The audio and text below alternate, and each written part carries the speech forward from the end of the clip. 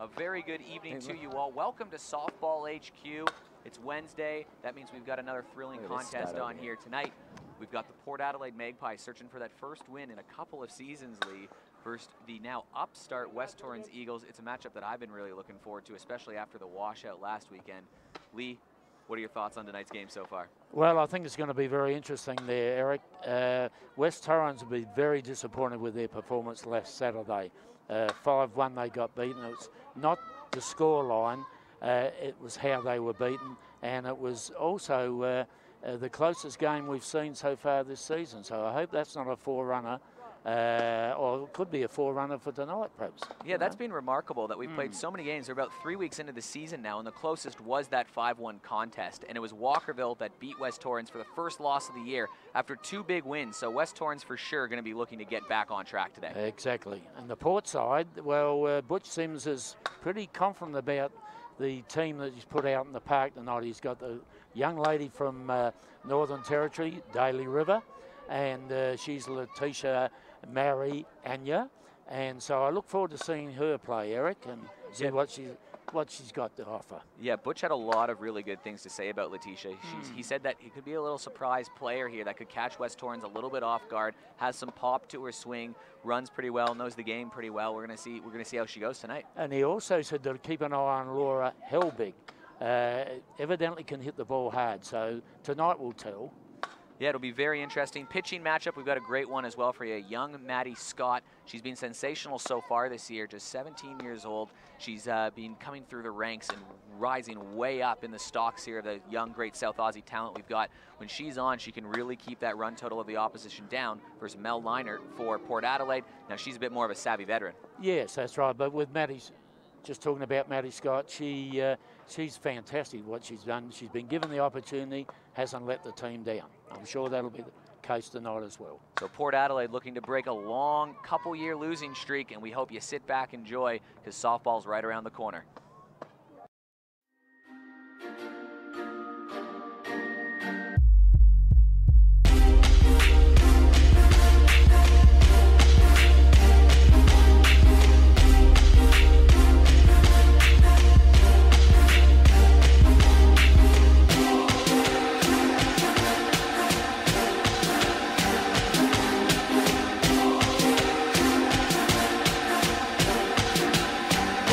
This is back. Will it go? It's over the outfielder. One run's going to score. It's a 2-1 ball game. How you going, Chelsea Cohen? It's a leadoff triple for the Cats. Will this drop coming on a fantastic diving catch? Are you kidding me? Swing and a miss. No hitter. No hitter.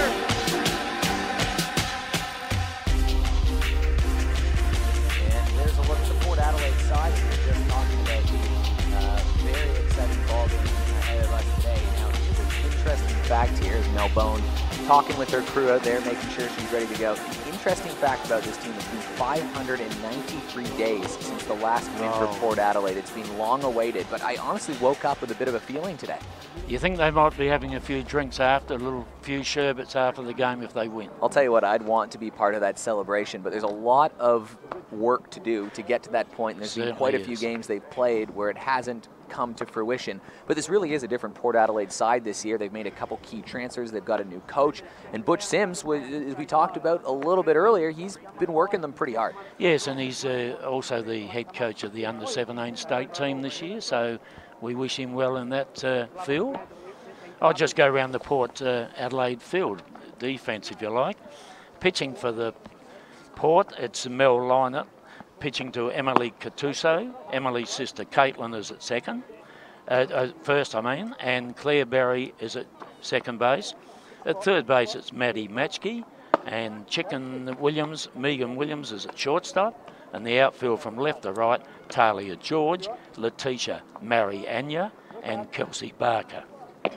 Yeah, it's a good, it's a different defensive look than they've had, and Butch has been talking about how they need to really work on that defensive side of things. They had one game earlier this year where they had 9 errors, so it's certainly something they'll be looking to rectify, I'm sure. Exactly, Eric, and 9 errors is far too many, like by about 7. And looking at the lineup here for West Torrens, Jordan Lambert, who you see on screen, she is the Aussie Spirit in the making star over here, and she's being tipped by a lot of people to be a potential best and fairest of the competition this year. She'll be followed by the youngster Maddie Scott. Emma Burridge making her return is in the third in the lineup. Carly Allen, Kelsey Nucky, Courtney May, Brody Borovnik, Larissa Tarasenko, and Jackie Beal. They line everything up there with Ella White playing positionally but not in the lineup. So we'll get underway here. It's going to be Mel Bone, Mel Leinert in there versus Jordan Lambert. And we are nearly underway here, right here on Spacequake Sports. Softball is live as Mel will throw that just for a ball there, but it's a big matchup here. Jordan Lambert, what a player to watch this season. Fantastic. The complete player, I would suggest. Umpires for this game on plate, it's Kevin Tannenbrink. First base, Neville Lawrence, and at third base, it's Ian Gray. So the count is 1-1, and you can see the timer tick up to about 30 seconds right now. This is a timed game, which we'll talk about shortly as Jordan watches that one go in the dirt. They got 90 minutes to finish the game unless there's a mercy rule. So keep an eye on that timer throughout the game if you're watching at home. So Bone will line in and look at Lambert here on a 2-1 count. This is right in her wheelhouse here, Jordan Lambert.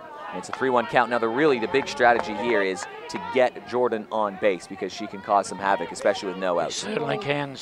She has wheels, Jordan, but pitch batters like Jordan very carefully, except for that one. Yeah. She could have been motoring somewhere. And I think Jordan was just thinking, you know what, we'll take this one, we'll get on base, and off we go. It's a bit of a different lineup, though, here. Normally, Lana Kaesler is sort of following up here behind. She's not available on the Wednesday game here as she watches this one go over for a strikeout. Now, how is that for a nervy pitch there from Mel Leinert? Jordan won't be too happy with that. She watches that one go for a strikeout, looking to start the game. No, that was flabbergasting, really. Looking at last two pitches. Yeah. The turn at bat. Either one of them could have been tonked. Not exactly like Jordan as well, too. Maddie Scott in the 2-hole today. She's the pitcher as well, and now Mel's starting to throw some strikes out there. So Maddie Scott in 2, a bit of a different lineup here, as we suggested, with no Lana Kaesler in the lineup. Normally Kelsey Nucky in the 2-hole, and Kaesler will follow there. It does change the dynamic of this lineup a little bit, but Maddie Scott you can tell that the coaching staff is starting to get a lot more confidence in her in the lineup as well, too. Certainly. When you can bat your pitcher at number 2 in the lineup, it's saying something. And especially someone as young as Maddie Scott, but she is getting more experience by the day, and she takes a good hack at that one. It is foul, but Mel's ahead 1-2 count here. Experienced pitcher, Mel Leinert. Though she hasn't played down here much at all, she is very experienced. And she's someone that we know that the Port Adelaide outfit was just thrilled to have back on side this year. There's a whole slew of changes to this lineup, very different looking from last year. She watches that in for a ball. Brought a smile to her face, the pitcher then. Thought it was a strike, but Mr. Tannenbrink said, no, it wasn't. Yeah, I mean, you can argue all you want, but try to get an umpire to change his mind. No, not happening. And Maddie swings at that one, and how's this for a start from Mel Leinert? Two batters, 2 strikeouts.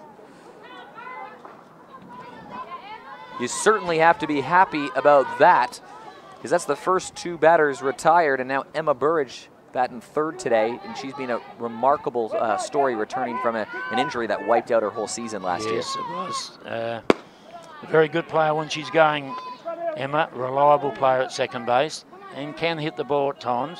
And you know, you get that feeling that, West Torrens, who narrowly missed out on the finals last year, you have a player like Emma in there, and they might be sitting right there. I think so. They had to shift the side around a fair bit. So Port Adelaide here, they started the season off here. They have not won a game yet. They're 0-3. 2-1 Eagles here. It's a good chance for the Eagles to get some distance in the standings. And Port Adelaide, this would be a real momentum turner right here if they could get this going. Certainly would be, yes. Give their batting, give their hitting a bit of a fillip. And it all starts with that first inning. And It's a 2-1 count. Just about 5 minutes into the game, and Emma Burridge puts this right over towards Meghan Williams. Throw over to first, and that's an easy 1-2-3 inning from Mel Leinert and Port Adelaide. And maybe there might be something in the air tonight, Lee, but that was a very nice defensive play. Yeah. Butch talked about before the game the necessity of playing good defense, and one of the people that they recruited and brought over here, Meghan Williams, one of the best defenders in the competition, right there. Yeah, had a fantastic year last year for Seacombe, playing in the hole there at shortstop, carrying it on tonight. And I remember watching a game last year, I think it was between Seacombe and Glenelg last year, and everything was just lined towards her. Maybe there was 5 or 6 plays in a row that she had to make, and that's when she really caught my eye. And I know that you think a lot of Meghan Williams, and I'm sure we'll see a lot of her today as well, too. Yes, and her batting has improved already this season. So her strength was her fielding last year and her pace around the bases. But to get pace around the bases, you've got to be able to hit the ball or get a base on balls. So, Lee, we see the defensive formation out here for West Torrens. Why don't you take us through that? I will, Eric, thank you. It's Maddie Scott pitching to Carly Allen. First base is Kelsey Nucky. In the hole at second, it's Emma Burridge. At third base, it's Ella White, a young player up in the under 19s, I think she is this year. Under 19s, under 17s. And in the hole, the Jordan Lambert we've spoken about before. Outfield, Brodie Borovnik, Jackie Beale, and Courtney May. So certainly the point of interest for Port Adelaide as well, too, is how many runs will they be able to put up. They've got 2 high-powered imports coming in, but until then, they're going to go with what they've got here, and they're going to go with Kelsey Barker leading off, Claire Berry in the 2-hole, Laura Helbig batting third in the cleanup spot, Meghan Williams, and he talked about her attempted improvements here at batting as well. Emily Catuzzo batting 5th and 6th. We got Talia George. Now the one we're excited about watching is Letitia Mariana. We'll see how she goes today. We've got she's been hyped up a lot from Butch Sims, and I know that you're laughing at how I'm pronouncing her name, but we're going to go with the Canadian accent, Lee. Maddie Matchke at 8th and Caitlin Catuzzo rounding out at 9th, but Kelsey Barker is going to take us away here at the start of the first inning for Port Adelaide. And you watch Maddie zip that in for a strike right away. Boy, the pace has really picked up even from this time a year ago. Yeah, it is. They tell me she's been throwing at 97 clicks, so that's interesting. Yeah, she's been working hard. You see her come in a lot, she throws 2 strikes right away, and that's going to be the key for her. That was a lovely pitch, that was. You saw her this time last week on Thursday night. She guided her team to a 7-1 win, and she only allowed 1 hit during the game, but she walked 5. So that's going to be the thing to watch for Maddie Scott, because if she's throwing strikes, look out. Consistency, you think that'll come with experience? And you'd hope so. Yeah. So Maddie Scott will settle in here with a 1-2 count. Kelsey Barker, her opponent here. 10 strikeouts we asked for Maddie before the game. And good job from Kelsey just to stay alive. Yeah, and she's a under 17 state player this year, so been impressive. Played up at Central Districts Association. Big raps about her. A sponge, likes the coaches to give her information. She can work on that, so that's good signs, good signs. So watch this go down low. What's the difference when you're coming from that under 17s to now playing regular A-grade minutes here? Yes, it is a bit different, isn't it? A lot different, actually. It's a bit like going from under 17s to under 19s and then from 19s to stars. And she hits this one well. It goes over towards right field. You got to make sure the defense is behaving, and Courtney May takes it nice and steady out there. Now Courtney May out in right field, another young player here. We had a nice chat with her before the game as well, too, and why people might sort of put off Port Adelaide and say, yeah, it looks like it'll probably be a win on our calendar on the form they're going. Courtney May said, especially after they played on Saturday, you got to watch out for them. We got to be focused and ready to play and treat them like they're an undefeated team. I like people to think about, put some time into their thoughts about the game, upcoming game, rather than just turn up. Yeah, and that's what Courtney May's done today. Is she said she's treating them like they're the best team they've ever played, which is a pretty cool statement to hear. Up to bat now, Claire Berry, though. So Claire Berry trying to get something going here after a fly out to right field. And she's going to hit this over towards right. That's a snazzy defensive play there by Emma Burridge, lining that out over towards second base. And Emma Burridge, obviously, it's nice to have some defense in her returning to the game as well, too. Yes, a very good player. She was a really good player in this under 19 state side that won here a couple of years ago now, but Very reliable. Laura Helbig to the plate now. And this is the one I've heard some raps about, Eric. You've heard some things. I've heard some things. Let's have a look. What have you heard, Lee? Well, let's have a look. She had a look. So maybe a sider. She needs a sider. I've heard that she can hit the ball hard. Yeah, that's what the report is here. Sure, she'll try to belt one here over young Maddie Scott as this one drops down low. Clearly patient to start here. Yes, patience it is. But Maddie is not fazed by too much, to be honest. And she settles in and deals one here, and that's way up high, but there's a lot of zip on that today. Had a bit of heat on that one, Eric. It certainly did. Even look at the body language in the background there of some of the Port Adelaide Magpie players from this time late in the season last year. It's really hard when your team's struggling here, but it's good to see the positive energy and the vibes up there and encouraging everyone. I think so, Eric. And the game last week against Sturt, they had 2 runs on the board, Port, so it's just about building on that and getting some people on base. Very focused looking Laura Helbig with a 3-1 count here. She might get one in her wheelhouse. We'll see on this pitch. There's 2 outs in the inning. And she's gonna watch that go for a strike as she was halfway down to first base trying to sell the call a little bit. I think you have to, a bit of gamesmanship as a batter. I don't think she was impressed with that call, but it didn't change, by the way. Rarely does. So it's a full count, 2 out, nobody on. In a scoreless ball game, Maddie Scott deals, and that's up high, and we have our first base runner, courtesy of a base on balls on Laura Helbig. Now, we did talk about Maddie Scott and how she needs to keep those walks down, especially to keep those runs off the board. If you're going to give up a walk, it better be when there's 2 outs and nobody on. That's right, yeah. So Meghan Williams, this would be a great step forward in her game in a situation where there's 2 outs, someone on first base. She was a big recruit for them, and I'm sure her position in the lineup will change a little bit when those 2 imports come by, but for now she's in the 4-hole. That was an interesting play. Then went for the pick-off at first. Kelsey Nucky has now got that quick movement for the tag rather than the sweeping movement. You're never going to get anybody else by sweeping. And that's something that they would have worked on with Kelsey. Yeah, I'm sure. Exactly. Kelsey's become a very reliable first baseman there, too. Not much gets by her. I think that's her position. She, as a young player, she was a catcher, solely a catcher, but...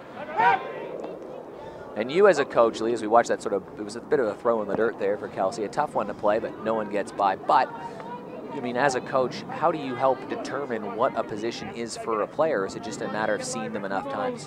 Yeah, I think so. When you get to see them a lot, you can see little things that they can improve on. It's not criticism, it's something to improve on. And that inside? Yeah. Now, do you have a lot of conversations with the players about preference of position, or do you have to take them aside and say, this is where I think your skills are best suited? I think you have your own views as a coach, but you also need to get feedback from the players. Check swing then from the chicken. So it's a full count with a runner on first, so Laura Helbig at first should get a little bit of a jump here. But it'd have to be a good hit to get the runner all the way scoring from first here on a full count. And it's rung up on strike, so a big strikeout looking here as Maddie Williams just grabs the corner there. Meghan Williams thought she was going to first base, but the call's the call, and it's a strikeout, and that ends the first inning. It's a scoreless game. Yeah, it looked a little low, but, I mean, who are we to judge from here? Only one man has the call. It's a tough angle from where we're sitting sort of behind here. Did look a little bit low, but hey, that is the call. So we'll head to the first here, and we're going to have Carly Allen, Kelsey Nucky, and Courtney May, a real tough part of the lineup here, due up for West Torrens after going strikeout, and a ground out. Jordan Lambert, you can hear her encouraging the players in the dugout, saying, come on team, let's switch out now. Try to get some encouragement going there. So let's see, do you think Mel Bone can keep this up here? Well, I think so. She started well, another innings here, back-to-back good starts will be beneficial to the team. Now this is certainly a tough This is a heavy lineup here. Yeah, good batters. Carly Allen has just started the gate, burning down everything in her path. She's started off remarkably well. She's driven and runs every game. She's driven the only run in her last game on the weekend. She had 4 in the game before that. She's been an instrumental part in a 2-1 logjam at the top of the standings here with West Torrens as this one slips away. Yes, and the on-deck batter is Kelsey Nucky. Can hit the ball very hard. So she'll be looking for Carly to get on and then move her around by some method. We won't know what that method is until Carly gets on. And she hits that hard. It's over towards second, and that's again a nice defensive play from Claire Barry moving over to her left. That could have been one of those tricky ones, and maybe something that Port Adelaide of old would have let by, but this is a new look team. Yes. So a nice play from Claire Barry to retire a difficult hitter, and Kelsey Nucky. You'll see her pull that ball right over third base a lot. Yes, that's her strength. So what does a player like Kelsey Nucky bring to the table here for West Torrens? As a hitter, I think she's an extra base hitter normally. It's not just a base hit for Kelsey. Normally it's extra base or it's nothing. Sometimes it's nothing, as it is with all of us. She's really trying to paint the corners today. As you see Mel sort of stare at the umpire, giving a little, come on, look, trying to get that call a bit. Pitchers are definitely battling it today.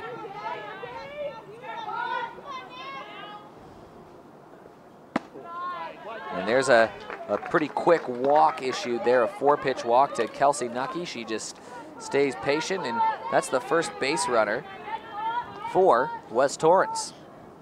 Now the dialed in, we talked about it earlier, the dialed in Courtney May will settle in here, and another young star coming up here. She can pitch as well, and we'll see her pitch, I'm sure, this year at some point. She just fights this foul and sends a liner over towards the Shark Tank over at the Adelaide Bite Field just behind us.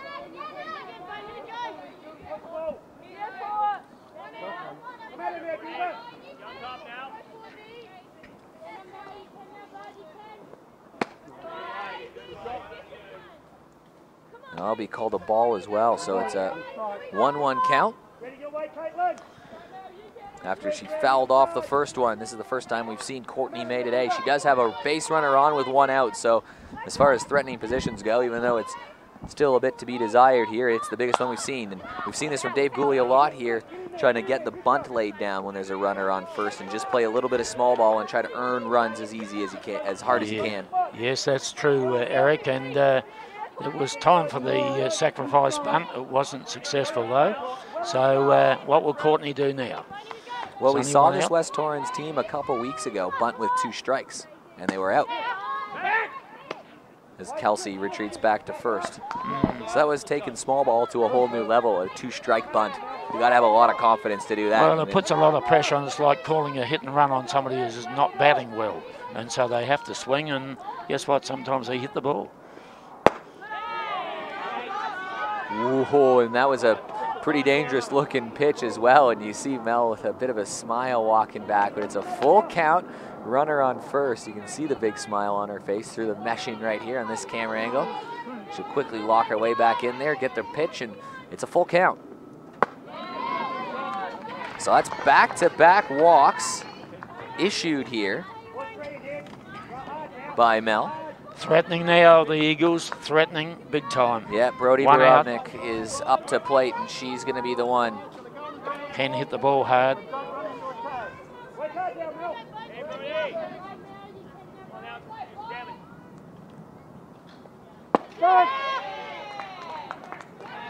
So we'll have an update here over in the back diamond. Seacombe has just scored their 3rd run, so the Seacombe Tigers up 3-0 over Glenelg.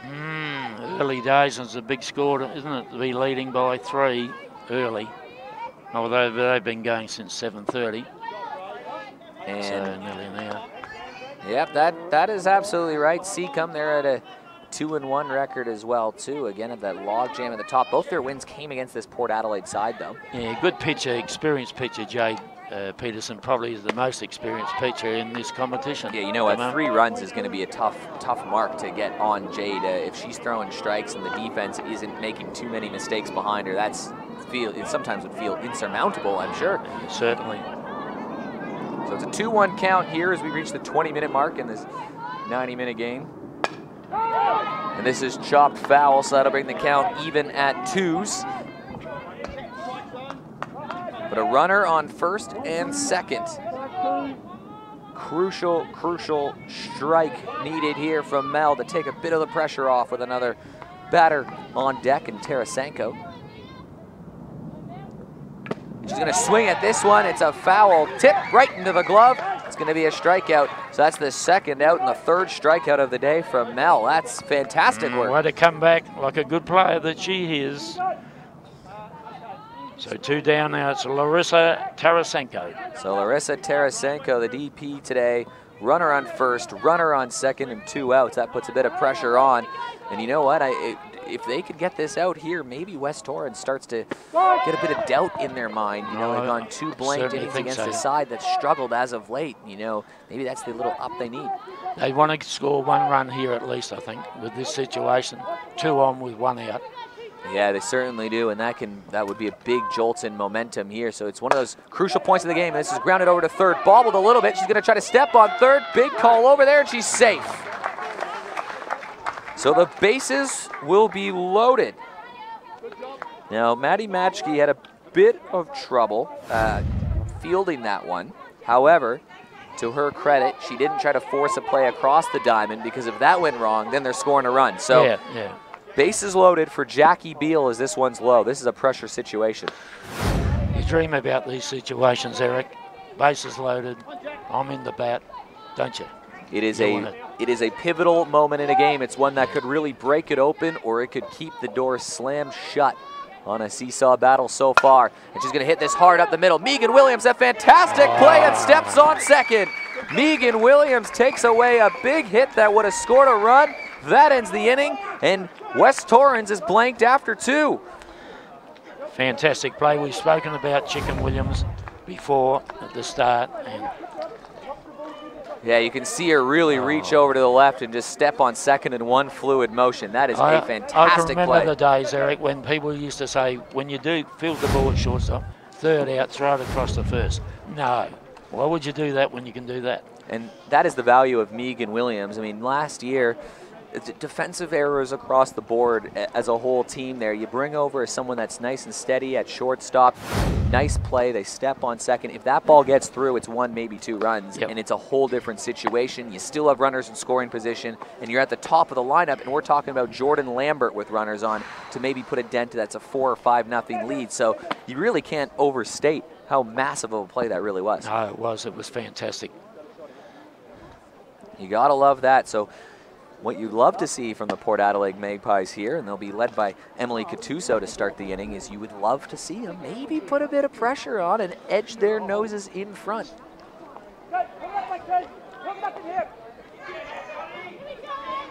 And the wind's starting to pick up. Yeah, I see that. So it'll be Emily Cattuso in here. Maddie Scott going to try to do what Mel Bone has done for Port Adelaide.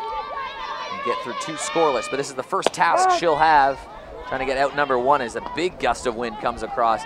Playing conditions often will change in the middle of the game. How do you deal with that as a coach and player, Lee? Well, you have to, don't you? You don't have any choice. Maddie, I've noticed Maddie's pace tonight is up from what it was on Saturday. I saw the entire game on Saturday, and I thought her pace was down somewhat, but not tonight. And what could lead to something like that? This is hit hard, and that's another fantastic play. Emma Burridge showing what West Torrens has been missing for the first out. And that's her second great play of the game. Here's the replay here, a line shot reaching out, taking away a sure base hit. You love those plays, don't you, Lee? You certainly do. Well, this is the nature of this game, that you can. Natalia George lays down a bunt, and Carly Allen won't even get a throw in. So it's a bunt single That's one of my favorite plays there because it puts a lot of pressure on the defense. Carly Allen elected not to throw. And now we have a runner on with only one out.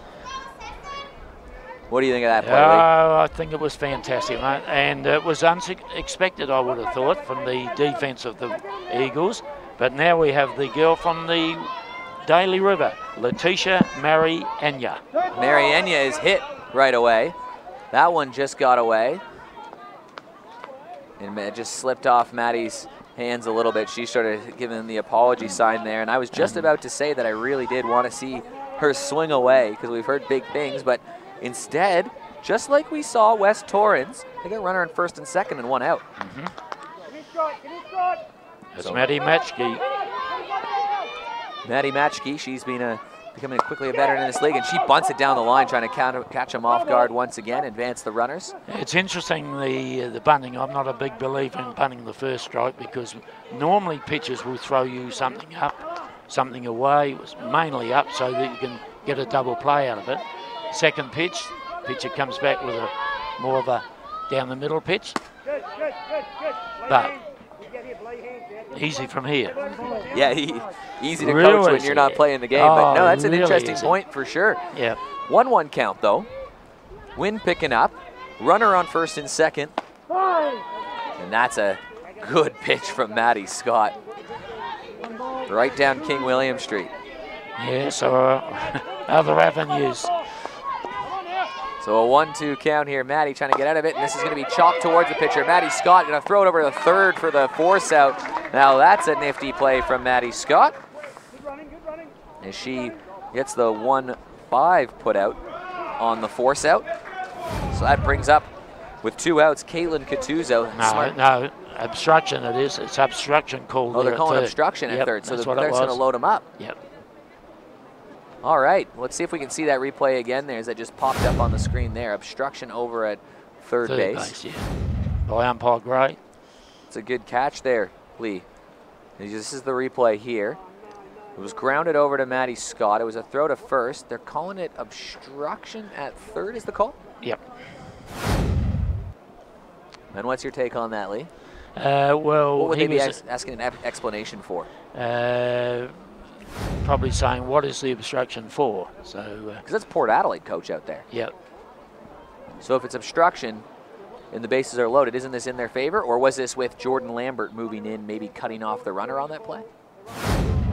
The runner on third is out, so it's overturned. Oh, okay. Yeah, very confusing. You hear from some holler from the stands. So it's a 1-5 in the end. So Butch Sims now was having a there, the manager. Fielder's choice. That was an interesting play. You don't see that too often there. It's going to be ruled a fielder's choice.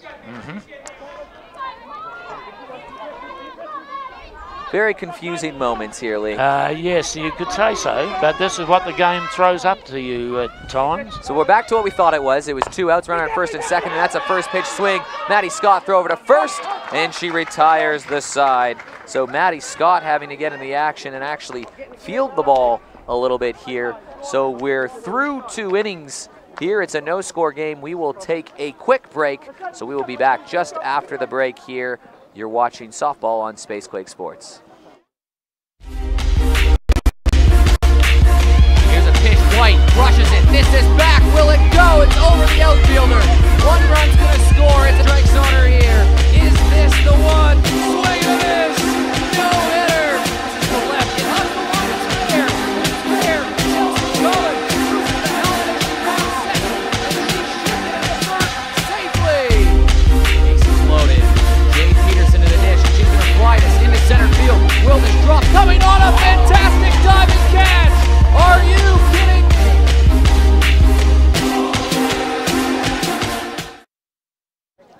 Back at Softball HQ, it's been a very entertaining game so far. We're through 2 innings, it's no score. Both teams have had similar stories. They've had runners on first and second with nobody out, and or with one out, and they have failed to capitalize. Both pitchers have come up with some pretty key pitches to get them set up some situations, and the defense has been spectacular, but we're going to reset it all, and both teams going to the top of the lineup. Yeah, so that'll be interesting. So Jordan would not be happy with her first turn at bat, looking at the last two pitches for both strikes. Especially for such an aggressive player. So still on the backfield. The last update we've got is 3-0. They'd be about an hour into that game. And as soon as that game's over, we're told we'll get an exclusive potential interview here with a coach or player from the winning team, which I cannot wait for. A 3-1 team or a 3-1 winner potentially in Seacombe coming over. Glen Elg still trying to navigate their way to a first win of the season. The grand final runner-ups last year. Jordan Lambert watching this again. She hasn't swung at a pitch. She's pitching close. How close?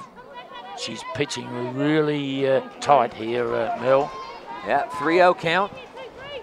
Again, blusters in the wind coming up. You can see the hair blowing out there. So it's a 3-0 count. And a strike is called. So Jordan hasn't swung in 6 or 7 pitches now, going back to her last at-bat. Yeah, it's unusual for her, I would think. So she's going to tee off on this one, this pitch. And there's the foul ball right back towards us, Lee, and it's a 3-2 count. Let's see if they could get the ever-elusive Jordan Lambert out for a second strikeout. Surely not. I tell you, she won't go down looking this time, Eric. You can pencil that one in.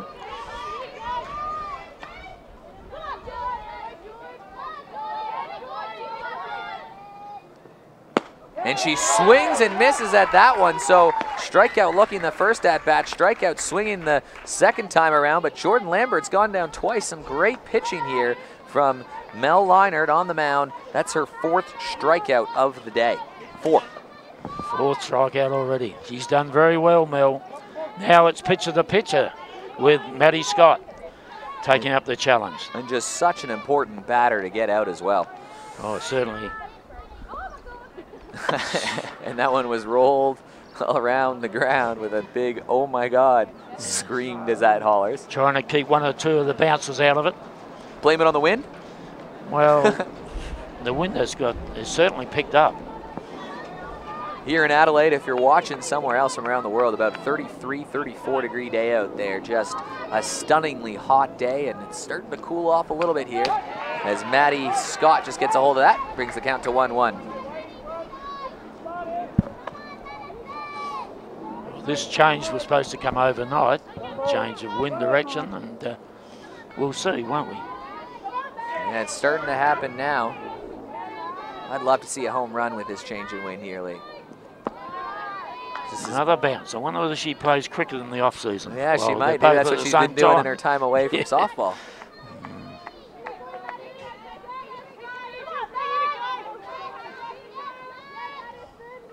So it's a 2-1 count. Here's the pitch. Just escaped from her again. Now Mel just sort of struggling with her control a little bit now here. What could cause this? The wind, the release. Wind, I think so. Yeah. Wind. It's just a change. You can see the dust blowing a little bit in the back of that shot on your screen as well too. I mean, conditions ever changing. It makes it difficult. 3-1. She did battle back from a tough count last time though, and I guess they're swinging on that one. Just a little bit. Throwing her timing off a little bit on that one, but it's a full count. She's a battler, Mel. Yeah, it's getting the money's worth, which you like. You know, coaches love that. Just keep working away.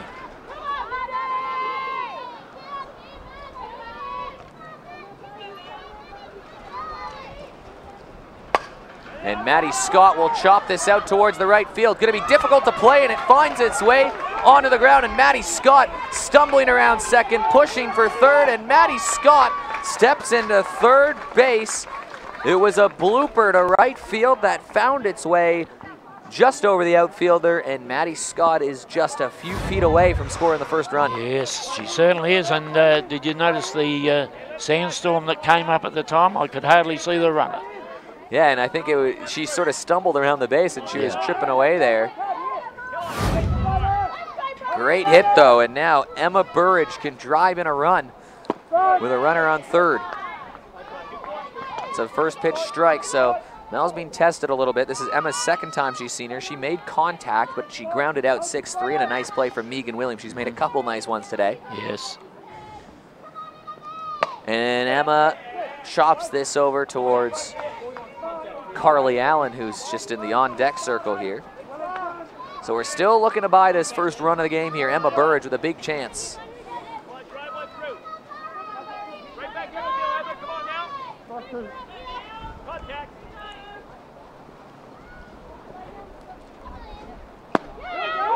And she watches it just fall on the outside of the plate. It's a 1-2 count. Dust starting to float around here.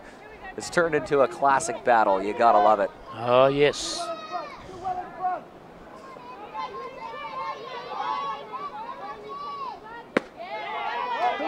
Floats up high, 2-2 count, so good job from Emma Burridge to lay off a couple pitches. And the dangerous Carly Allen is next. Very dangerous, so just makes this out very important. She's a strikeout pitcher, she's shown, old Mel, today. And she hits this hard up the middle. It's a gemma from Emma as this goes all the way to the wall. Emma Burridge rounding second, gonna step into third, and it's an RBI triple for Emma Burridge, and the Eagles are in flight. It's 1-0.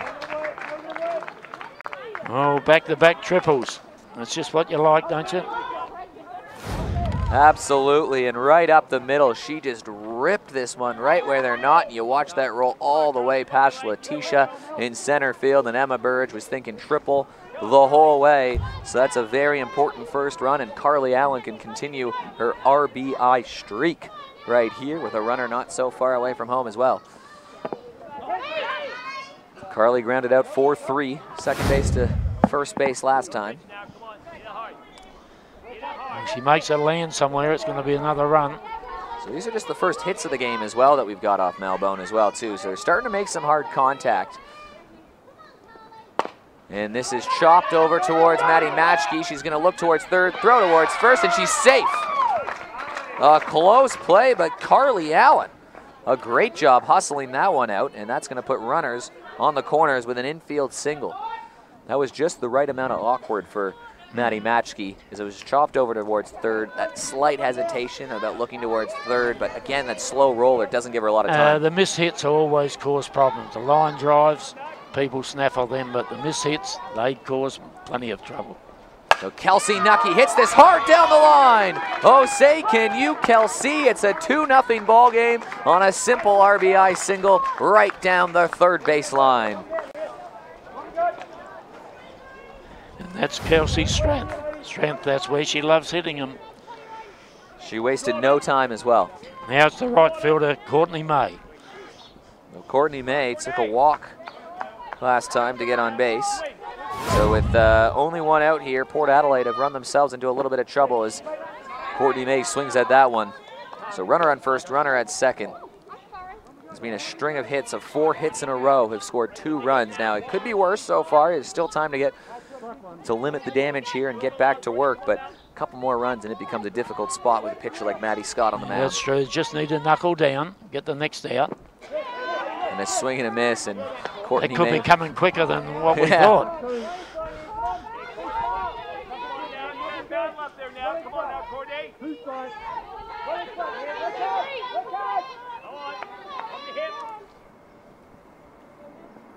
And it's a 3-pitch strike, 2 swings early on that one, and then watches that one go over. I'm not too sure Courtney May will be overly thrilled with that one, but those at-bats sometimes happen, but it's a 3-pitch strikeout. It was interesting after the previous 4 batters though, wasn't it?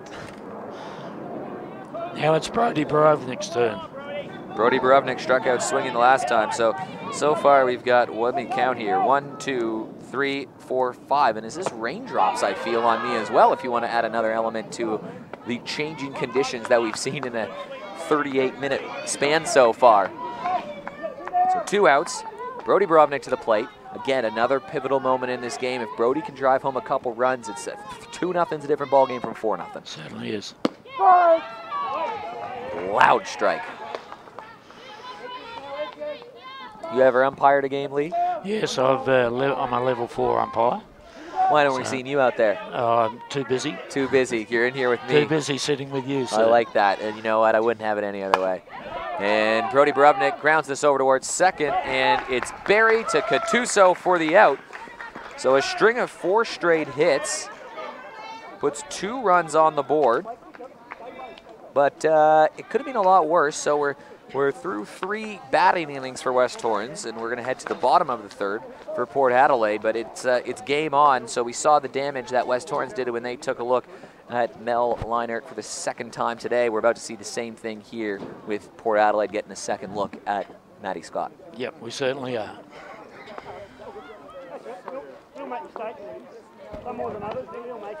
So the rain is starting to come a little bit here. It's just my luckily. Every time I'm out here, there's always some rain affecting me in some way on these Wednesday nights. Am I the jinx? There's a rain in Toronto? It might. Sometimes, I've heard. We have a big duck that sits out in our harbor front. I've seen the duck, pictures only. I've seen it in the flesh, and it's just as impressive, if not more impressive. Than $1 million Canadian, isn't it? It's a great, yeah, it's great, good value. I'll have to go there sometime. That's a high-value duck. I'll tell you what. All duck jokes aside, bee jokes aside, I know you've got a few puns that I'm sure you're going to want to bring out a bit later on in the broadcast. I thought I might duck over sometime. Oh, there we go, Lee. But we'll duck back into the action here. Matty Scott with the first pitch, and it's a chopped foul tip here from Kelsey Barker, another young rising star. What else do we know about Kelsey? Central Districts, played a lot at Central Districts. Only young, as I said, in the under-17 side. And Butch Sims is a coach, state coach. So he works with Kelsey a lot. And she's going to lay down that bunt again, and that's unfortunate. She ran into the ball there. It looked like a pretty clean bunt. And she's out because I think that was her 2nd strike, wasn't it? Hit by batting out of the box. Batting out of the box. Oh, that's what the call. So what's the call on that, Lee? Yeah, batting out of the box. She's hit by a pitch ball, but she's batting out of the box. So, so in simple terms, she interfered with the ball that she put into play. That's right. Yeah, she was outside of the batting box, and you can't run into it like that, or it comes up and hits you. Well, you know what? I think Matty will take that out. The pitcher here is Claire Berry to the plate, and that one's lobbed. That was a different sort of pitch. That was a different sort of pitch. That's for sure. So it's a 1-1 count. So we near the halfway point of the timed game here. We're only in the 3rd inning. It's been a bit more of a slow-moving game than you normally see, but it's because there's been some pretty good defensive plays in this one as well. Runners have got on, but not a lot of scoring. No. It's only 2-0, West Torrens and Port Adelaide. Here's the pitch again. She's going to chop this foul back towards us, so Matty's ahead 1-2.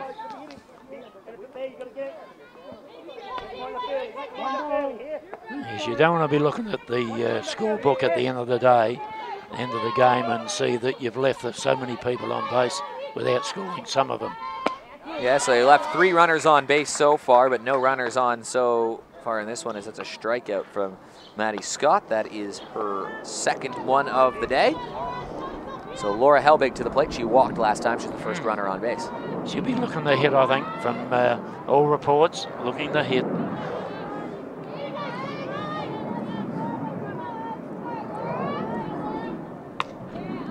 Again, Matty just letting this one get away from her a little bit. But it's a 0-0 or 1-0 count and a 2-0 ball game. And the Magpies, there's a big hit right up the middle. That's a nice play over by Burridge. She throws it to first. She's just a bit off the mark. That was a tough play just to track it down. It maybe prevented an extra base from there, but it will be a single here for Laura Helbig. We were told that she would be dangerous in the batter's box, and she's walked and got a single. She's proven that, because that was motion. Was good play, very good play by Emma Burridge. Got around there quickly, but unable to execute the out. So she's having a rest from running here, Laura. So Meghan Williams to the plate. She struck out swinging the first time, and same situation we talked about her that last at bat. It's something we wanted to see the next step for, as you call her, Chicken Williams. Chicken, yeah. Now, where did that nickname come from? Oh, I don't know. Maybe that she. Okay. Maybe why? Let's hear your theories. Chicken Williams. Well, that's a foul name as far as I'm concerned. No, I think she's always been known as Chicken. Doesn't play like a chicken, though. No. Meghan Williams. You can hear the crowd even saying, "Come on, chicken." But Meghan Williams up to plate here. What was that call there? Called a I strike. pitched the first one. Oh, no, called a ball. Here's a pitch. 2-0 count. Good hitting position now. This is Excellent where hitting position now. Free swing here. Free swing. Any batter doesn't have a dip here.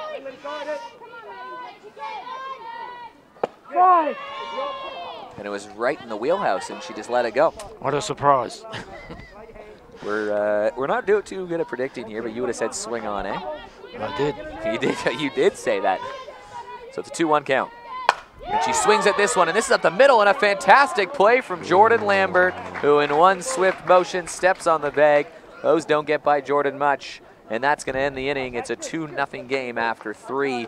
About that halfway point, Lee, let's get your halfway thoughts on the game and maybe a couple players that have impressed you so far. Well, players that have impressed me, it's been Williams, Meghan in the field, and Jordan with that, but Emma Burridge has been really on the ball tonight with her fielding, with her hitting, and I think they've impressed me the most. Mel Leonard, correction, she started well, but now the pressure's on. Yeah, you know what? Those aren't bad calls at all. I'm going to go and say, I like that Carly Allen has kept her RBI streak alive. That's been impressive. Kelsey Nucky, however, though, she's 1 for 1, but she's got on base the other time on a walk in her other plate appearance. That's really impressive to me as well, too. She got an RBI that made it a 2-0 game on just such a simple bread and butter type play that you've come to know and love about Kelsey's gameplay as well, too. Well, it's all subjective, isn't it? It is. But Larissa Tarasenko will lead off the inning. It's her second at-bat. She reached on an infield hit to Maddie Matchke last time, and you see Maddie Matchke lean in a bit closer here as well. What do we know about Larissa Tarasenko? She played maybe 10 or 12 years ago for West Torrens, so I've been told. It's a while ago. So cross-club players. I know Kelsey Nucky played for Port Adelaide. As the rain is starting to come a little bit more here. She was a Sturt player originally, Kelsey Nucky.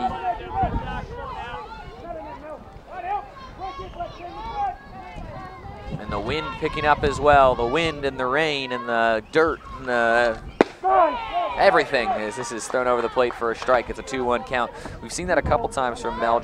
She works herself into some ugly counts, but she's done a beautiful job of getting her back out into some more favorable positions. Certainly has.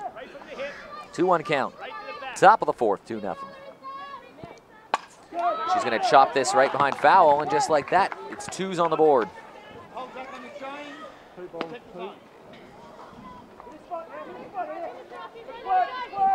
Now, a little bit of rain like this, how much does that affect a pitcher? Grip, mainly on the grip, I would think.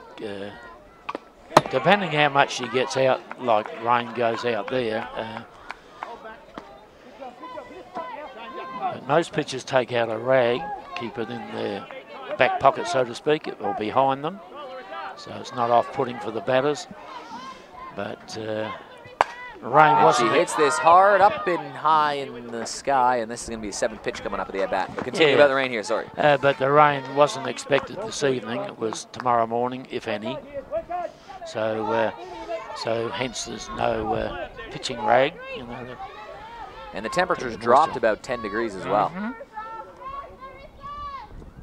And that's a big strikeout from Mel Leinert. That's an excellent change-up then from Mel.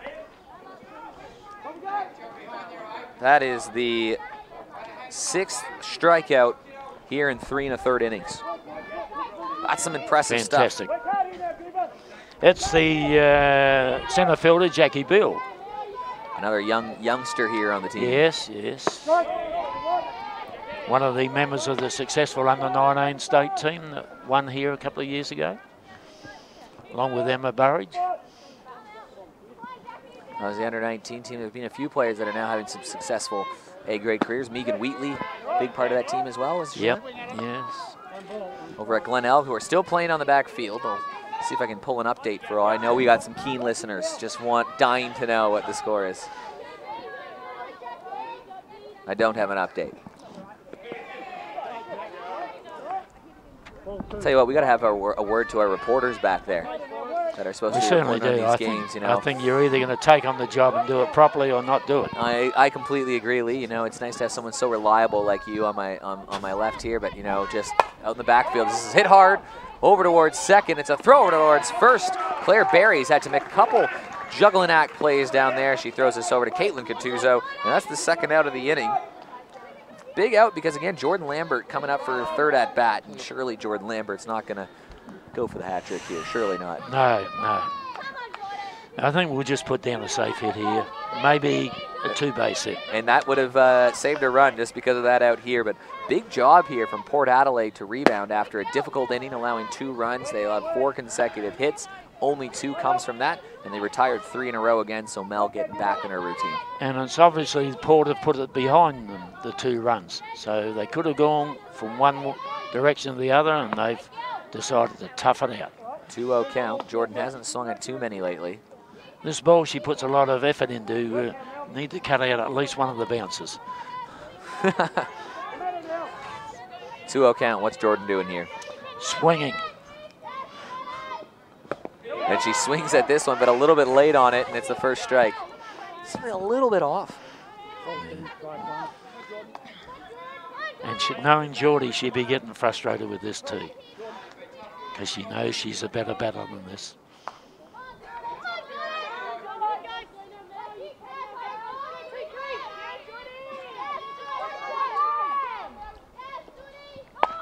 And Jordan's going to lay down a sneaky bunt, and there's no way you're getting her out. She's like Superman, faster than a speeding bullet, just dodging down that line. She's on base with a safe hit on a very clever surprise bunt. Hey, if it's not working for you taking the full swings, find a way to get on base. What a good choice by Geordie then. She said, nah, it's not working, so I'm going to get myself on base, use these wheels that I have. There was no chance of getting her out. She flies out of the gate. So 2 outs, they're going to try to lay down a bunt again, and Jordan just, well, watch to see if she tries to steal here, because this is where, with 2 outs, I think Jordan might have a bit of free reign, trying to slide into second there, put some pressure on the defense, and let Maddie try to drive her home. See what I mean about the first pitch? Pitcher throws it up, foul it off. Yep. Second pitch. You've mentioned this a couple times, Lee, and you're the expert for the reason. Well, I've been around a while. She holds off on the bunt there, but that's a free bag for Jordan Lambert, who slides into second without contest. So Jordan Lambert standing in scoring position, representing that 3rd run, and it could be a key one with Maddie Scott. 1 ball, 1 strike.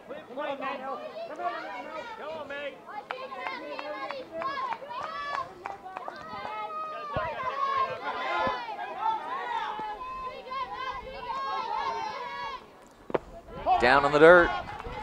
2-1 count. So it's more favorable position here for Maddie Scott, who's going to barrel in here. Ball 2, strike 1. I think she gets a ball on the deck. Jordan will be at third, even if it's in the infield. And a swing and a miss on that one. It was an aggressive swing from Maddie Scott, something you'd probably expect. She just missed on that one. Having another good turn at bat, Maddie Scott. Yeah, she is. Gets her money's worth. And she had that triple, that first hit of the game as well, too, on that hard hit ball to right field that just found a way in there through all the wind and the dust. She's dangerous. Ball up high, and now this is the most exciting play you'll find in softball here. You got a runner in scoring position, 2 outs. It's Jordan Lambert, so she's going to go, and by the time she goes, she's already rounding third, and a good young hitter at the plate. Get through the infield, it's a run.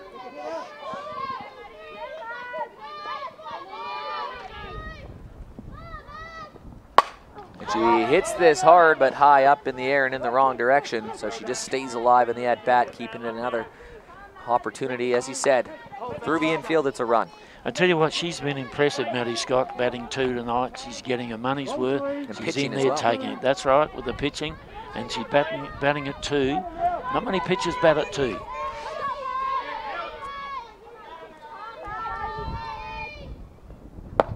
This is low, and Maddie Scott is going to get on base for the 2nd time tonight. She's putting together a pretty little game. But Emma Burridge, who had a triple earlier on here. Previous turn at bat, yes. So she'll be feeling confident. She had an RBI for the first run of the game, I believe. That's correct. And Kelsey Nucky had the second one. So Emma Burridge putting together a nice game. She had an RBI triple. She's hit the ball well both times. She's made a couple nice defensive plays. A few contributors to this side, and it's an 0-1 count. Patient batting, isn't it? One ball, one strike.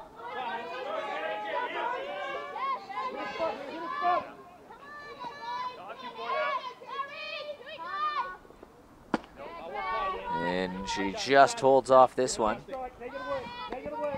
2-1 count. And Carly Allen, if she gets on here, she gets a base on balls or gets a hit to get on. Then we've got the big hitter, Allen. With the bases loaded as well, so just an absolutely crucial at bat. It's a great point. And she's gonna hit this hard, and this gets through the infield. Here comes Lambert. Lambert rounding second. She's gonna score. Maddie Scott holds up. They call her Emma B, but she's having an A+ game. That's her second RBI, and it's a single to right, and it's a 3-0 ball game. Fantastic.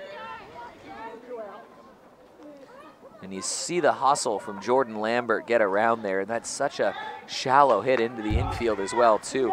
Unbelievable job of her getting in. When she's up and running, she's quick. All because of that running bunt. When she was in trouble in the count, the ball in the play and got herself on base and eventually scored. Excellent. So it's a 3-0 game, and they've all come with 2 outs here. They got the first 2 outs, and then it was that running bunt, a walk, and then just a harmless single that scores the run, and a great job of manufacturing runs. We got runners on the corners for the most dangerous hitter in this lineup. Yes. I think with 2 down, I think I'd be inclined to pass her up. Although Kelsey's, yeah, that's what I was going to say, is do you really want to risk that? Because Kelsey's having a few good hacks at it tonight, too. Grounded up the middle, Meghan Williams grabs this, holds it over to first, guns her down. Another nice play from Meghan Williams. Holds them to just 1 run. It is a 3-0 ball game. Meghan Williams getting involved once again, and we're going to head to the bottom of the 4th, and it's a 3-0 ball game. Lee, we talked about that importance of manufacturing runs, and I just want to go back and talk a little bit more about that great play from Jordan Lambert with that bunt there. Is that something that's learned or coached in that situation, or is that just something that's a natural talent? I think it's instinctive, and I think with a quality player like Lambert, she knew that she wasn't getting back the ball, so what's the option? Put the ball down, give herself a chance to run. She did, and then she scored. Yeah, and there's that, look at that again on the replay there. She just, so much wheels to make that happen as well, too. You really have to do, we've heard people on this broadcast say before that she's the total package when it comes to softball here, and this is another example play of that, too. And then you saw on that RBI the great hustle from her getting around second on a hit that was just outside of the infield. Exactly. Emma Burridge having a fantastic game as well. That's her second RBI. And here's a replay of that hit as well. Jordan Lambert on second, dashed all the way around, and a hard run into first. It was a no-doubter to make it 3-0, but it could be a valuable run here. You know, we're going to be taking a look at Maddie Scott eventually going through run batters for the 3rd time down here. You do learn a little bit more as the game goes on, so don't put it past Port Adelaide to put up some runs. No, I'm not. 3 runs, it's gettable, but they need to get 1 here, I'd say, 1 here. We will start to watch the time at 1 point, and we should be getting a result quite soon on the backfield game. So one of the closer games we've seen so far in this very young softball season. I'm hoping for some close games at the end. Maybe that's where they're saving it for. Emily Catuzzo, she lined out on her first at bat to second base. Emma Burridge with another nice play she's made today. And a big swing there from Maddie Scott. What do we know about Emily Catuzzo? Young player, well, she's been, she used to be able to hit the ball. I saw her in an under 13, under 15 game, put one out in the road over on the outside diamonds. So powerful hitter, as you saw there. Another nice line. That's the same kind of out she had on the first one. That's the 3rd great play that Emma Burridge has made. But from the same batter, Emily Catuzzo, just a line shot right towards Emma Burridge at second. And Emily's going back to the bench thinking this game owes me plenty. Look at this. It's a good hit, but Yeah. Emma Burridge, good job. And you see the fundamentals there, too. She got 2 hands on the gloves, getting in there. Nice play. Talia George up to bat. Yeah, she got reached on the bunt single. Yeah, running bunt she played. I like that. It was sort of the ones where they caught them off guard. Caught them off guard. I think they'll be ready this time. And it's the same thing. It was Emily Catuzzo that led off the inning, that one with a line shot in the second. Let's see if we do the same thing. Well, that's the beauty of this game, Eric, that you can line drive it, not get safe, and then you can miss it and get safe. I like it. So it happens. Well, we've got umpires walking by us from the backfield, which means we must have a result at some time soon here on how it went on the backfield. But it's a 1-1 count as we reach the hour mark here in this one. And a high pitch, it's a 2-1 count.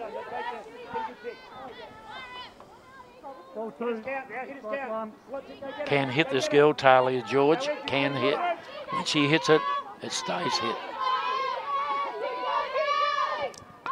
And she tried the running bunt once again.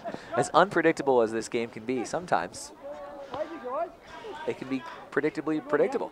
Unpredictably predictable? Is that what I'm looking for? Predictably unpredictable? I'm not quite sure, I don't Eric. know. Just keep working at it. Just keep trying it. Maybe I'm Just going to keep get one going, eventually. yeah. Keep taking the tablets, mate. Just keep swinging. Watches that down low. She's worked her way into a full count here. No one on base. Talia George, she's 1 for 1 in the ball game today. Maybe we'll see the first swings from Letitia Mariano Anya, who's up next. From Northern Territory in their debut game here this season. Daly River. Daly River. Down the track, as they call Never it. have been there before, Lee. No, well, you may get there one day. Maybe one day. And she's going to hit this one over towards third. It's a foul ball, and that had Ella White handcuffed. Well, it took a sharp left. Left turn at Albuquerque. Well, it was a bit of like a leg break, and umpire Tanner Bring was right in line for it, so he knew what was happening. And a swing and a miss, and Maddie Scott has another victim today. That's her 3rd strikeout. It's a strikeout swinging. They've all been swinging for Maddie Scott. And Taylor just tried to sweep the ball down then. So here's a girl we've been talking about, Letitia Mariana. Good at, yeah. Mariana? Mariana? Yes, you've got it. You've got it. And wow, she took a big hack at that one, and that one was Notice put up 7 miles into the sky and into my Notice car. I have no trouble with Toronto. You do have trouble with Toronto, Lee. There's no T pronounced in Toronto. Oh, okay. Toronto. Toronto. We'll see what Letitia can do here. From the Northern Territory down here in SA, and she's going to watch that one go way outside. She's got a rude introduction to the league as that ball just slipped off Maddie's hands and right into her wrist. She is okay, though. Get a good one now. And watches this outside again at 2-1. Discipline batting. It's a good sign from a batter, isn't it? 3-0 game here, bottom of the 4th. 2-1 count.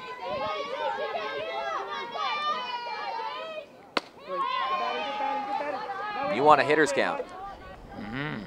No exit to 3 and 1. 3 balls. One down the street, go get her. Try to side it, kill it. It's another free hit. Think she'll be swinging? Slide it, go get her. I think so.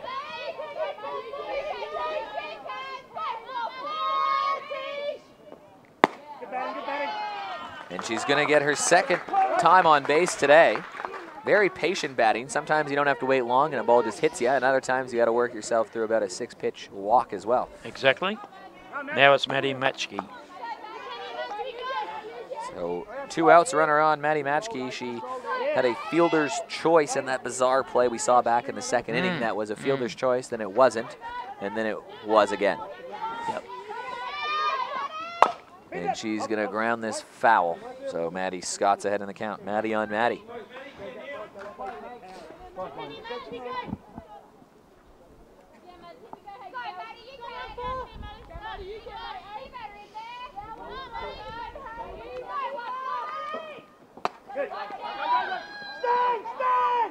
And Letitia is in there with a stolen base. A Daly River special there, I think. Nobody thought she was going. No, no one was watching her at all, and she just sort of glided her way in there. I wasn't looking for it. Me neither. But she catches us all off guard, and again, those little plays puts her in scoring position. That's going to be called a ball. 1-1 count. Now Maddie needs to get on. She's done one job. See if she can get on herself.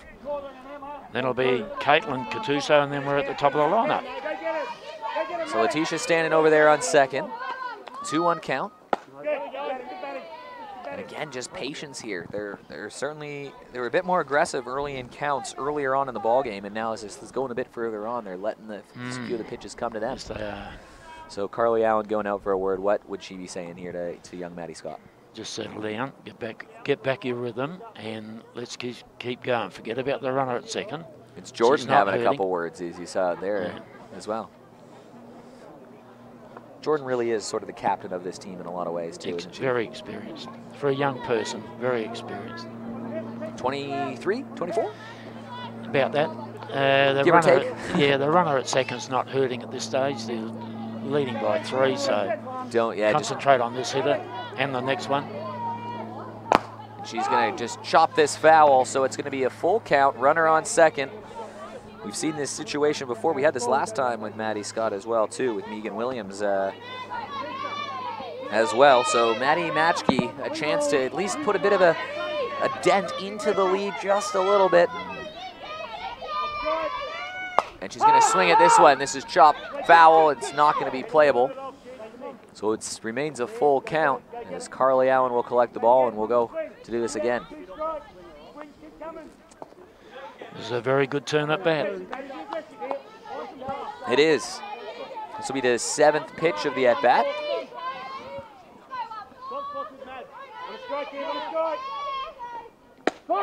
And it's a big strikeout for Maddie Scott, her 4th one of the day, and it keeps the runner that was in scoring position, just in scoring position and not across the plate. So it's still 3-0 after 4. Some great pitching here from young Maddie Scott. Yeah, she's having a great game, isn't she? Batting-wise and pitching. Can't ask for much more than that from a young player. Yeah, fantastic performance.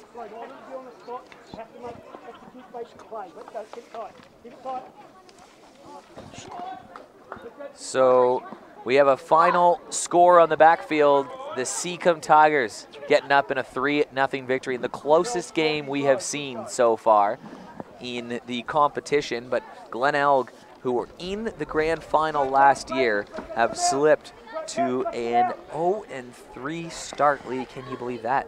Well, I can, but I'm without taking credit away from the pitchers they're using, I'm sure the name Steph Trzynski will help them. When she comes back around Christmas time, but we've heard some rumors that she may not be making the return at all.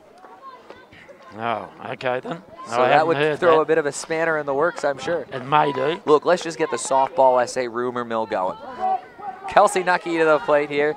She'll lead it off. Kelsey Nucky is having a wonderful game as well. She's 1 for 2. She's got an RBI. She's made a couple nice defensive plays over at first as well, too. So Kelsey Nucky having a quietly successful game once again. Again, her last at-bat, she ripped one down the third base line that scored Maddie Scott, or no, that scored Emma Burridge. And the third base player in Maddie Matchkey is playing too far into the play here, I think. So if you're just joining us, it's the top of the 5th. It's a 3-0 ball game for West Torrens. The big crux of it came back in the 3rd inning when it was back-to-back triples from Maddie Scott and Emma Burridge that broke up a no-hitter. And Kelsey Nucky rips it to the other side of the field, and this gets by the outfielder. Kelsey Nucky looking at extra bases. Kelsey Nucky getting the wave to 3rd, and she's in with a triple.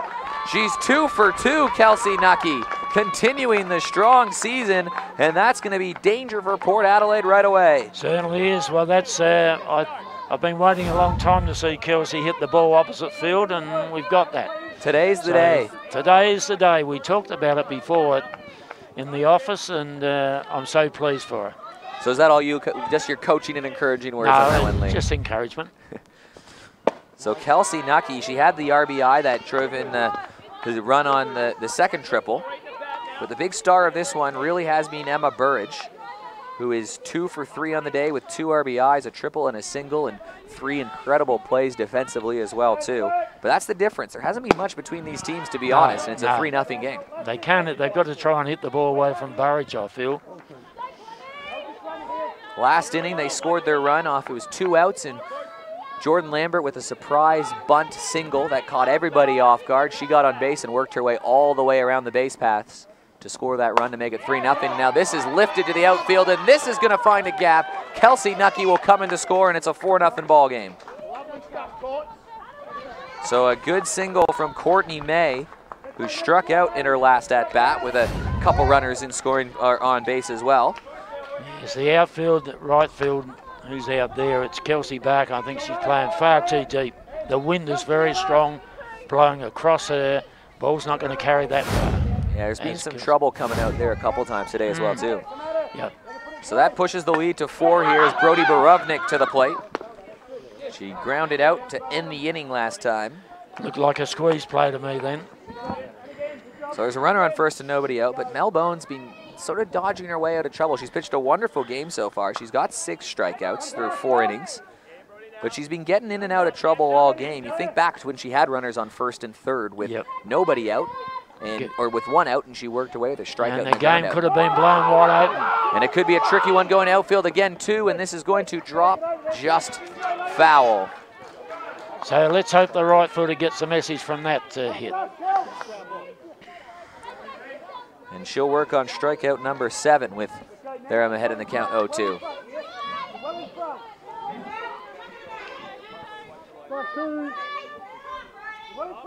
So Port Adelaide still trying to battle to get that first win of the year.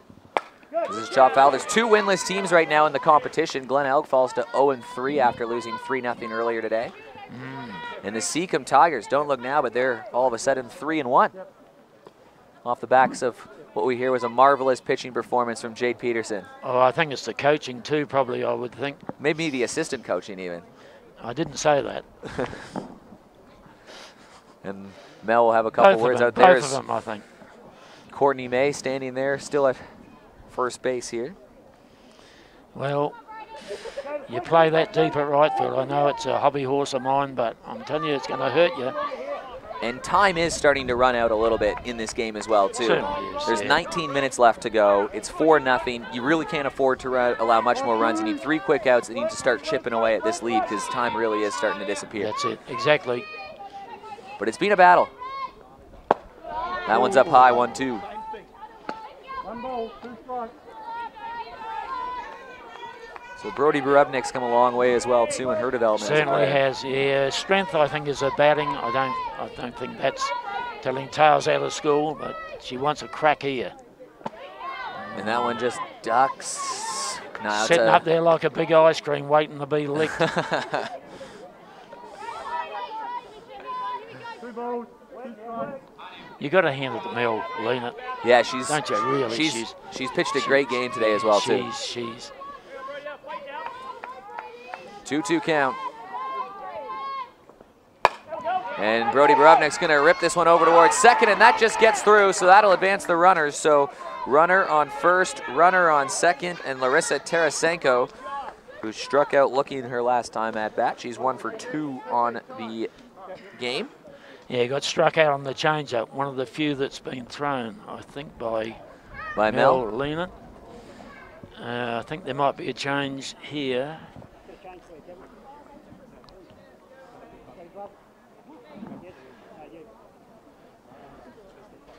So you're thinking it might be Butch Sims making a change here. Yeah. Looks like Claire Berry coming off with an injury. So Claire Berry playing second. Looks like Claire, yes. I don't know if it was maybe on that last play. I'm not too sure if we'll have the replay or not about what happened there. It might have just been that simple little handcuff going through the twisting, infield trying to field it. But it did bobble when it did get to Claire. Yeah. So we'll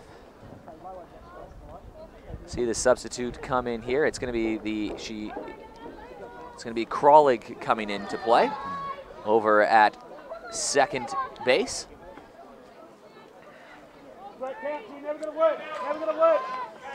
So runner on first and second, and it is just so important, especially as that clock gets closer to that 19-minute mark. She has to hold the runs here to give Port Adelaide a chance. Certainly does, and it's Larissa Tarasenko.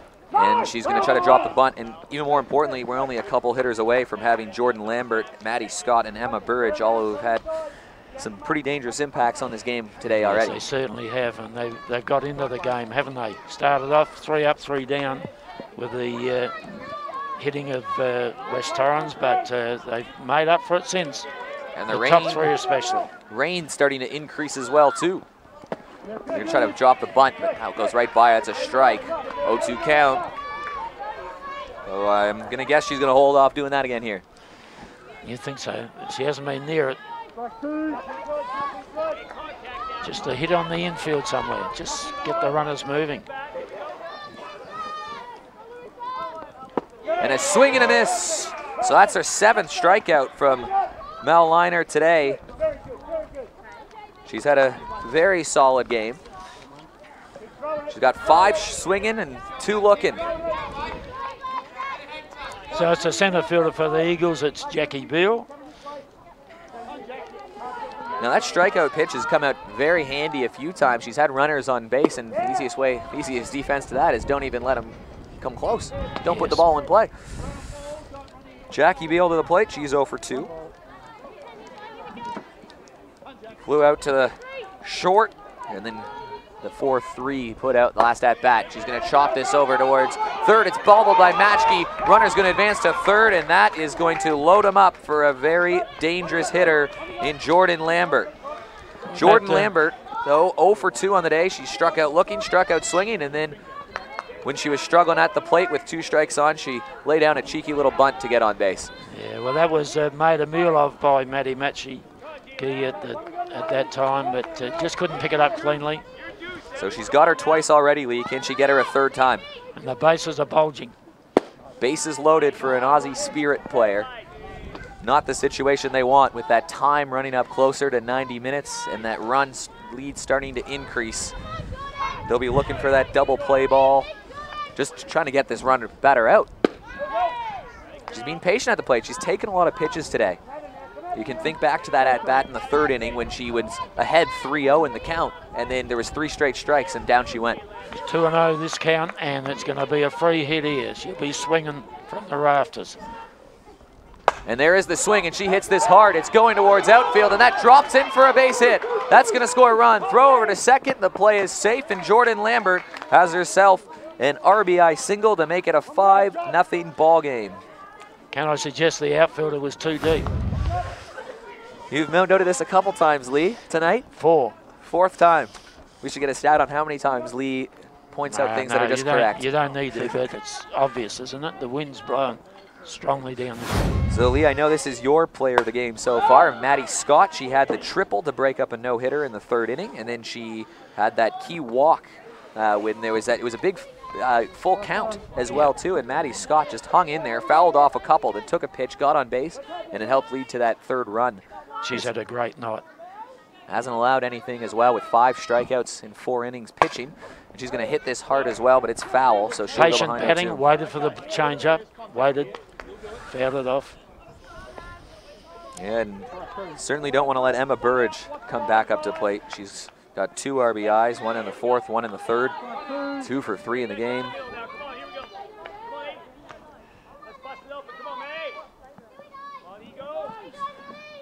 Yeah, good job of Maddie Scott just to stay alive. She did that again. Her last at-bat, it was full count. She just kept knocking them away. Yeah, and took that walk. And the Eagles' batting lineup changed up the top tonight compared with Saturday, just gone.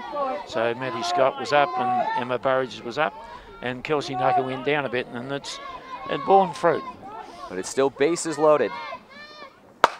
And this is going to be a hit high in the air. It might be drifting foul, playable over at first. Catuzzo makes the play, and that is one that you just have to make, and she did. 2 outs, bases loaded. But Emma Burridge, 2 for 3. What do you think, Eric? Another hit here? Well, she's got a triple, she's got a single. She scored 1 run on each of the hits. There was some piece of clutch hitting last time. I'm thinking a hit up the middle here. Well, she's got the single and the triple. How about a double? Getting a bit greedy there, Chief. I'm thinking a hit, and you got to single up the middle. You got to keep in mind that Jordan Lambert's standing on first base as well, too. So if the ball is hit deep enough or finds that gap, it could be a clear. And Emma will watch this go by as well for the strike. It's a 1-1 count. Defensively, Emma Burridge has been nothing short of stellar tonight. She's had some line drives, 3 to be exact, and handled them beautifully. And she's going to swing at this one. That's chopped foul as well, too. Caitlin Catuzzo has a look, but it drifts a bit too far away, but they've got her on 2 strikes. It'd be a great time to get number 8 for Mel Bone right here.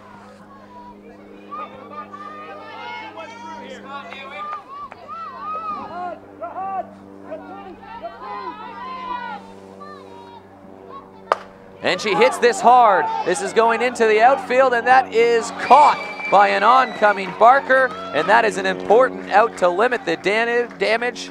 They had 1 out and bases loaded, and it'll stay 5-0, but this very well could be the last time we see Port Adelaide up here with the time limit getting dangerously close. Credit to their defence. You've said that Mel's had 8 strikeouts in a game where the opposition have scored 4 runs, so full credit to her. And they've gotten a lot of trouble as well, too. They've had base runners in some dangerous positions, but they've dipped and dodged their way out of trouble. Yep, they certainly have. So a lot to take out of this for Port Adelaide. Irrespective of the result, a lot to take from tonight. But it's been 5-0 so far, and on the other side of it, Maddie Scott really has not put Port Adelaide into too much of a position where they can threaten too much. I'm looking at the score sheet here. They had runner on in the first inning. They had 2 runners stranded in the second, and then 1 in the last 2 innings as well. It's just been the walks here by Maddie. That's been the problem. She's allowed 1 hit. She's hit 1 batter, and she's walked 2. And then there was the fielder's choice as well.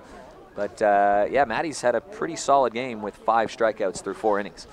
Be hard to pick the best player, I would suggest, Eric. It's obviously out of 2 or 2.5.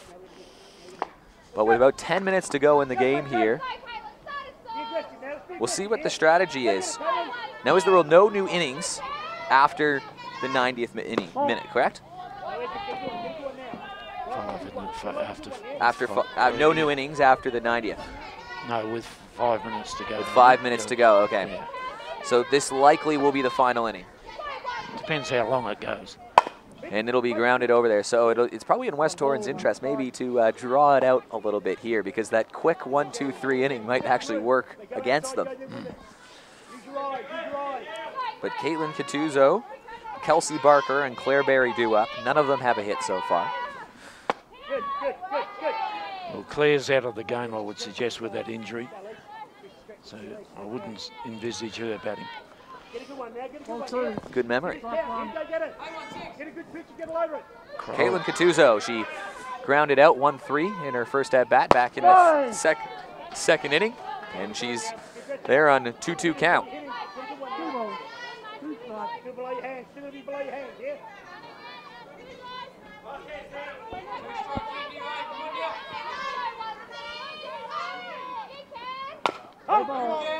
Chop foul once again.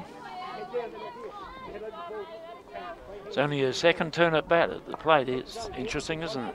Yeah, they've done a good job of keeping them at bay. They really have. The offense hasn't not been firing, but Maddie Scott's done a lot to hold them on bay as well, too. Yep. We had a shutout in the backfield in a 3-0 game. And we're just minutes away from this one being in the books as well, too. Outside, full count. We've seen a few of these today from Maddie. The pitch count certainly would be up there. Certainly would be, but the more I think about Mel Leonard, the more I'm impressed about that. 8 K2s and the scoreline of 5. And Maddie Scott will issue her 4th walk of the game. So there you go. There's the first leadoff runner. We haven't seen this. We've only seen runners on with 2 outs so far for Port Adelaide. So they've done a pretty good job all game of allowing them nothing early in the innings. And Coach... Callahan coming in for a pinch runner.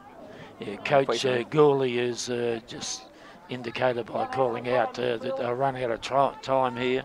So there's your answer. So Kelsey Barker to the plate.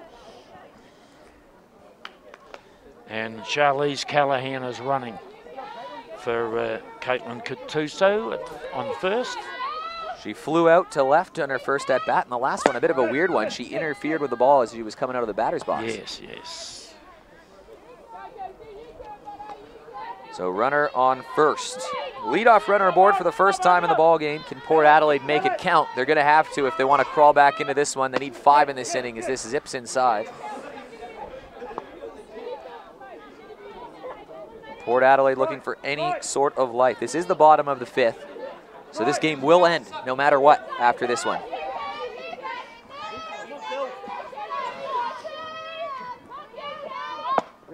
She tries to put down the bunt. Just a strike. And we'll see who comes into bat for Claire Berry as well. I think West Torrens Eagles have put the cue in the rack. The defensive players are looking like, let's get this game over. This one down low. It's a 3-1 count. Here's going to be a crucial pitch here. It's a hitter's count, and then this one slips outside. Very positive Coach Sims at first. You hear him say often, good, good, good. Just doesn't say it once, he says it 3 times. So that's all positive feedback of the batters. And she'll swing at that one. That's a good pitch from Maddie Scott. Rings the count full once again for the 2nd time in this inning. She issued the walk the first time. Kelsey Barker has to find a way to get on base here. Yeah, she certainly does. Come on, Kels. And she does. So it's back-to-back walks from Maddie Scott. She's walked 5 today. Time, please. I didn't know any, but I'd say they're going for the time.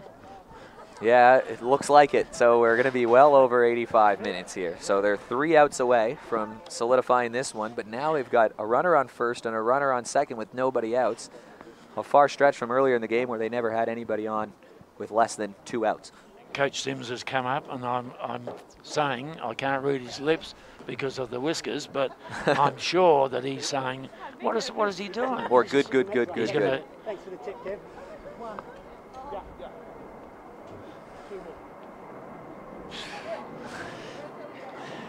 What a surprise.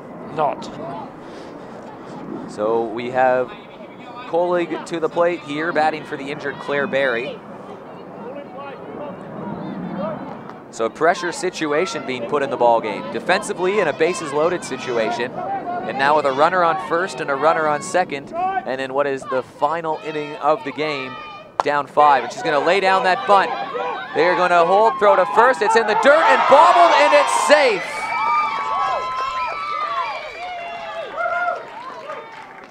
I'm sure that's not how West Torrens envisioned that one.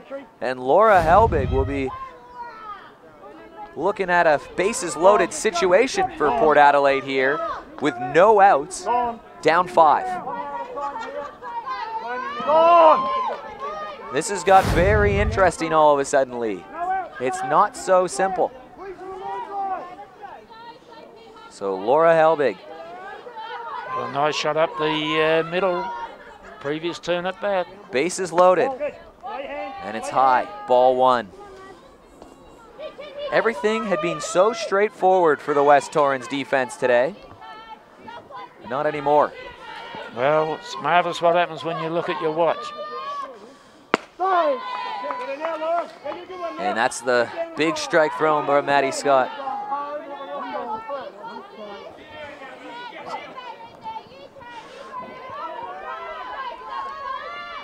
And this is hit back and foul.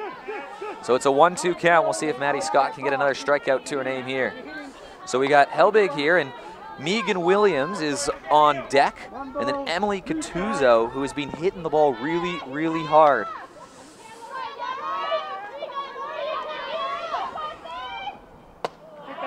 And that's high, so we're at the 88th minute here. We played 88. Patient batter, 88 minutes. Sounds like time's up. this batter, patient batter. First time we've seen her in this competition. And that's a big strikeout from Maddie A little bit Scott. too patient. Her 5th of the day, and it couldn't come at a bigger time with runners all loaded up. So 1 out, Meghan Williams. She's had a runner in scoring position. She's actually had a runner on second base both her times up to bat today, and she struck out and then grounded out. Jordan Lambert made that really nice play over at short to rob her of a hit and what would have been a run. Deserved a hit, didn't it? That one did deserve a hit. Beaten by a better play. 1 out, bases loaded. Meghan Williams to the plate.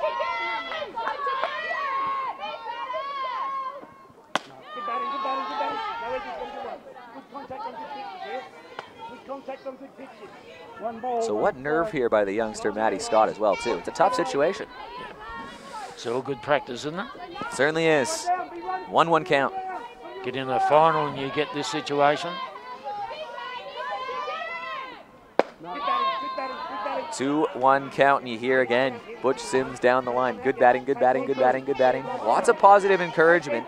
That's what you need from your coaches, consistency. They've had their opportunities today, or they've had the runners on in scoring position, but just with 2 outs, not a lot to play with. Well, the amount of fight they've shown, Eric, is what's impressed me. You know, we're taking this right down the wire. Got out of 2 bases loaded jams and allowed just 4 runs from pretty scary situations in 2 different innings. So it's a 3-1 count. Now the danger of walking in the first run of the game is at risk here too. Yes, I'm sure West Torrens don't want any runs. They do not want anybody to score. Chicken's going to see what she can do. Finish up with a handful of poultry by getting these 3 runners home.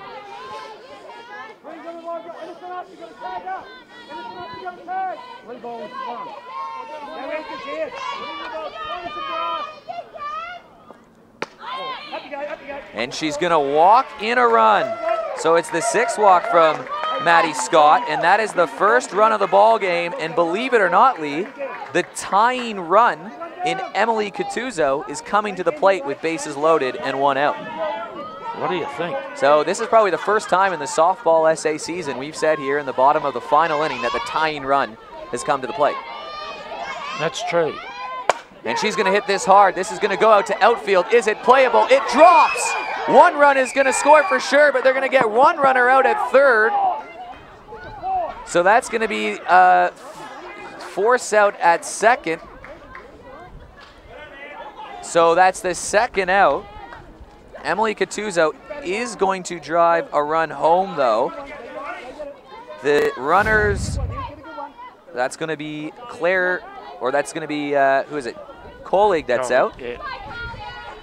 So now we're down to the final out of the game. Runner on 1st and 2nd. And this is going to be chopped down, called foul. So Talia George. She's already done that running bunt. She's got a bunt. Yeah, she tried it twice Yeah, tonight. Twice. She struck out swinging though, and she's got the running bunt. It's a 5-2 game.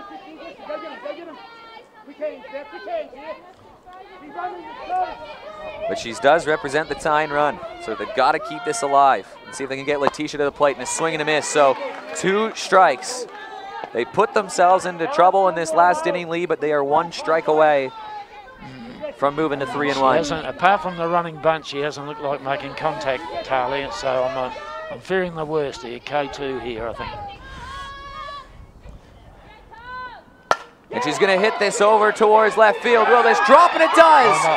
1 run is going to score. Throw over to third, and she is safe. She's called safe at third. Runner steps in second. The tying run is at second base. How about this? Runner on second, runner on third. It's a 5-3 game, and the newcomer, Letitia Mariana, is to the plate. Very well done, Eric. You've been trying all night with that name, but you're getting there. I'm learning, Lee. Yeah. But how about this? The just drops in. It was a close play over at third. I thought it looked like she was in a bit of trouble moving in there. All of a sudden, the place has gone quiet. It has. It's a bit of a stunned look down here. It's been 593 days since Port Adelaide's last victory, and they've got the winning run to the plate. Would you begrudge him? No. And she swings at the first one. She's not going down looking. We've got a little bit of excitement here. Runner on second, runner on third, 2 outs. Talia George standing at second, Emily Cattuso standing at third, Letitia Mariana, the go-ahead run with an 0-1 count. It's down low, 1-1 count. Letitia is, well, she doesn't have a registered at bat in this game, but she's got 2 plate appearances. She was hit by a pitch, and then she worked her way into a walk. She's done well. 1-1 count, 5-3 game.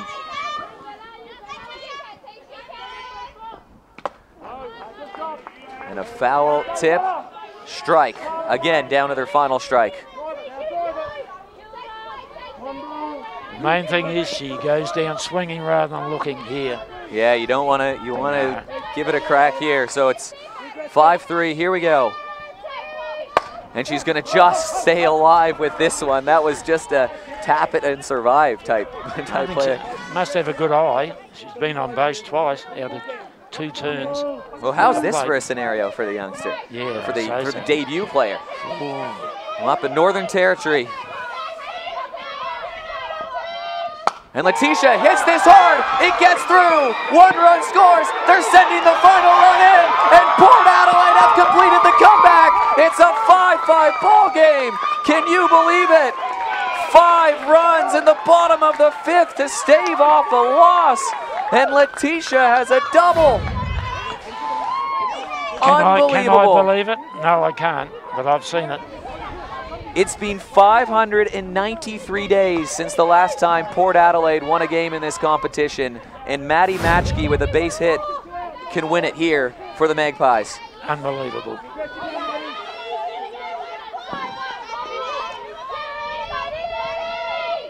And she swings at this one. It drops in, and a throw over to first, and she's out. An unbelievable game.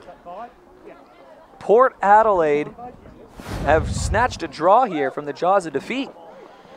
5-5 is going to be your final in what has been a thrilling contest here at Softball HQ. It's been terrific to watch, Eric. And how do you work that out? You can't get a run in the early innings and you get 5 and 1. Unbelievable. Here's the final out of the game. And it was a close one. It just blooped in there. Emma Burridge with a good throw over to first, but it was 5-0. They had them down to the final strikes a few times. And yeah, 5 runs put up in the final inning, and we've got ourselves our first draw of the game. In about 8 minutes. Well, there was 8 minutes to go at the time, I think. And you know what, though? This is Port Adelaide's first, for lack of a better word, real result in almost 2 seasons. Yeah. Last year they had a draw, but it was based off of a double washout. This one was well earned with 5 runs. And if you're from Port Adelaide, surely you're feeling great about this one. You should. You should be. And full credit to them, full credit to the coaching staff and the pitching effort of Mel Leonard. Well, Lee, let's get your final thoughts on this one. 5-5 game. It was a wild finish to this one. Well, it was going along, wasn't it? Going along, and then all of a sudden it blew open. Hits, safe hits. It was safe hits. I'm sure West Torrens are a little stunned by that one, but we'll say goodbye as well, too, on behalf of everybody from Spacequake. It was a 3-0 game in the backfield, 5-5 here in an absolute thriller. On behalf of Lee Hull, I'm Eric Ballnar, and everybody here at Spacequake Sports who do a fantastic job. You can wave if you're on camera on there. Thank you very much for joining us, and we'll see you on Saturday with some more exciting action on Spacequake Sports and Softball SA.